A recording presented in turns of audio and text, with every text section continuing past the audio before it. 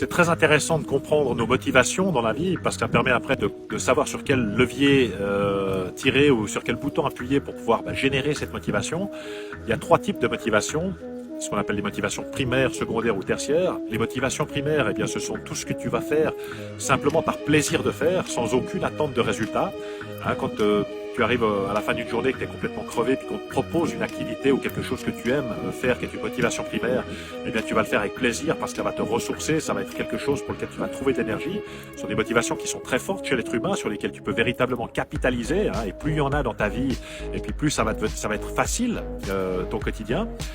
Les motivations secondaires, eh bien, sont des motivations qu'on va faire pour atteindre un résultat ou bien pour éviter une douleur, quelque chose qui pourrait nous faire souffrir. Hein. Je vais à mon travail parce que j'ai envie de gagner de l'argent, ou bien je remplis ma déclaration d'impôt parce que j'ai pas envie d'être taxé d'office et puis de payer plus d'impôts que ce qu'il en faut.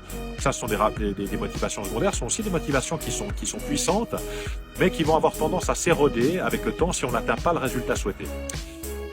Les motivations tertiaires, eh bien, sont toutes les motivations pour un petit peu du 31 décembre, hein, quand on choisit finalement, on fait des vœux pieux pour la nouvelle année, et puis qu'on se dit je vais me remettre au fitness pour avoir ce corps de dieu grec, et puis finalement c'est quelque chose finalement qui serait sympa d'avoir, un nice to have comme on dit en anglais, mais il n'y a pas véritablement de motivation profonde derrière ce truc.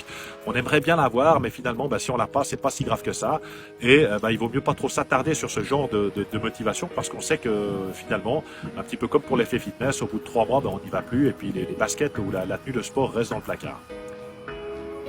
Donc intéressant de comprendre ces mécanismes de fonctionnement pour pouvoir ensuite appuyer sur les bons leviers, comprendre finalement quoi dans notre journée, quoi dans notre vie est une dynamique motivationnelle ou au contraire une dynamique énergivore.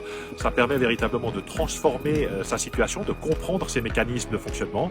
C'est ce qu'on appelle la connaissance de soi, hein, comme disait Socrate, connais-toi toi-même et tu connaîtras l'univers et les dieux. Je pense que c'est vraiment une information qui est, enfin une citation qui est toujours d'actualité. Je te laisse y réfléchir. À très vite.